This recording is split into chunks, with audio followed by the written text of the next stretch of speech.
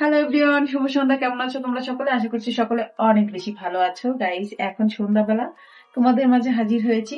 আজকে সারাদিন ধরে কোনো ভিডিও করিনি, এখন সন্ধ্যাবেলা এসেছি তোমাদের সামনে। এই যে চা বসিয়েছি আর ওদিকে আমার মেয়েটা সন্ধ্যা দিচ্ছে, আমি তোমাদের সামনে হাজির হয়ে গেছি। আজকে সারাদিন আসলে শরীরটা ভালো নেই, তোমরা তো জানো আমার ঠান্ডার সমস্যা আছে। তো মাঝে মাঝেই হচ্ছে ঠান্ডার একটা প্রবলেম আমার মধ্যে দেখা দেয়, তো সেই কারণে হচ্ছে ভালো লাগে না। আর কখনো কখনো এমনিতেও ভালো লাগে না ভিডিও করতে, সবসময় আসলে রেগুলার এইভাবে করা সম্ভব হয় না। আর মনটা ভেঙে যায়, ভিউজ হয় না, সেই কারণে মাঝে মাঝে ভাবি ভিডিও করব, মাঝে মাঝে ভাবি ভিডিও করব না। সেই কারণে হচ্ছে দ্বিধাদ্বন্দ্বে পড়ে যাই। তো মন মানসিকতাও ভালো থাকে না অনেক সময়। আবার ভাবি না, বসে থাকি ঘরের মধ্যে, কি করব? তার থেকে তোমাদের সাথে সময় কাটানোটা অনেক বেশি বেটার। এখান থেকে কিছু করতে হবে এমন চিন্তা করে কিন্তু অনেক সময় আসি না, তারপরে তোমাদের ভালোবাসার জন্য চলে আসি। যাই হোক, এরকম আমার মতো অনেকেই আছে যারা শুধু ভালোবাসার পিছনে ছোটে, তো আমিও কিন্তু সেটাই করছি। যাই হোক, তো চলো আমি এখন সন্ধ্যাবেলায় চা খাবো। আর মেয়েদের জন্য হচ্ছে আমি বানাবো। আমি ওদের জন্য হচ্ছে আলু সিদ্ধ বসিয়েছি। ফুচকার জন্য তো মেইন হচ্ছে আলু, আলুটা সিদ্ধ হতে বসিয়ে দিয়েছি। আমার কাছে এখন ডাল নেই, সেই কারণে ডাল ছাড়াই আলু ভর্তা দিয়ে চালিয়ে নেব। আর ফুচকা বানানো আছে আগে থেকেই। তো চলো দেখতে থাকো কতটুকু কি দেখাতে পারি তোমাদের সঙ্গে, জানি না, যেহেতু সন্ধ্যাবেলায় এসেছি। ছোট্ট একটা ভিডিও তোমাদের সাথে শেয়ার করব, আশা করি তোমাদের কাছে ভালো লাগবে। তো চলো দেখতে থাকো কি কি করছি। তো চলো এদিকে ওদের নাস্তা তো তৈরি করব।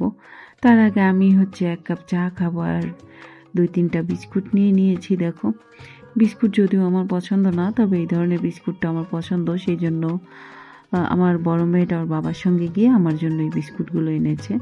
এগুলো খুব একটা মিষ্টি না, তবে বিস্কুটগুলো একটু দামি, খুব ভালো লাগে এগুলো খেতে কিন্তু। আর এগুলো কিন্তু কেজি হিসেবে বিক্রি হয়। আর এই যে দেখো, আমি আজকে হচ্ছে কিছু মশলা বানিয়ে রাখবো। অনেক আপুদের দেখি এভাবে মশলা বানিয়ে রাখে, আমি কিন্তু কখনো এভাবে মশলা বানিয়ে রাখি না। বেশিরভাগ সময় আমি একেবারে নগদ বেটে খাই। আমার শিল নোড়া আছে, এই পাশেই কিন্তু রেখেছি চুলার সাইডে, একেবারে বেসিংয়ের সাথে, কারণ ভালোভাবে পরিষ্কারও করা যায় আর দাঁড়িয়ে দাঁড়িয়ে বাটা যায়, সেই কারণে হচ্ছে আমি এই উপরেই রেখে দিয়েছি আমার শিলনোড়া। আর এই যে দেখো, আমি কিন্তু ব্লান্ড করে নিয়েছি এই মশলাগুলো।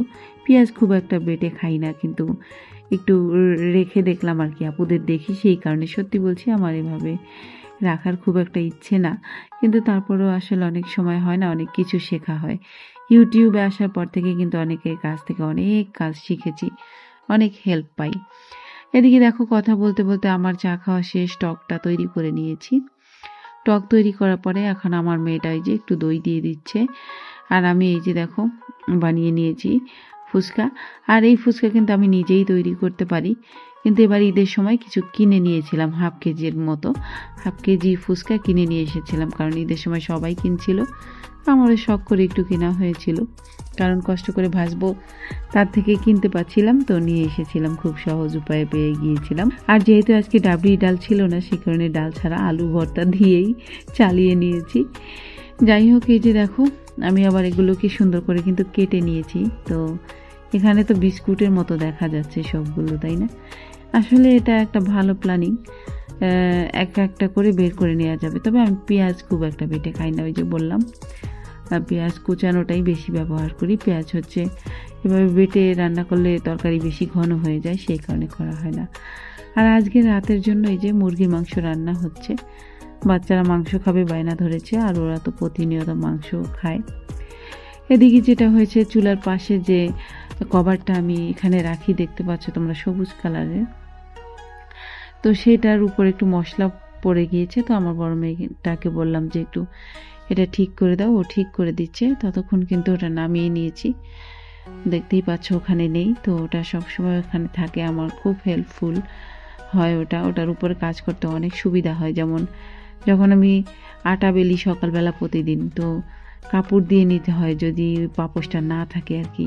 এই যে এটার কথা বলেছি আর কি, সবুজ কালারের পাপোশটা মশলা লেগে গিয়েছিল। আর এই বাজারগুলো দুপুরে আনা হয়েছে, তোমাদের সাথে শেয়ার করা হয়নি, তো ভাবলাম একটু শেয়ার করি। ডিম আনা হয়েছে, আস্তে একটা কুমড়া নিয়ে এসেছে, যেহেতু আমার বড় মেয়েটা হচ্ছে বেশিরভাগ সময় উপবাস পালন করে, তো পালন করার পরে খিচুড়ি খায়, তো বেশিরভাগ সময় ওর বাবা কুমড়াটা নিয়ে আসে ওর জন্য।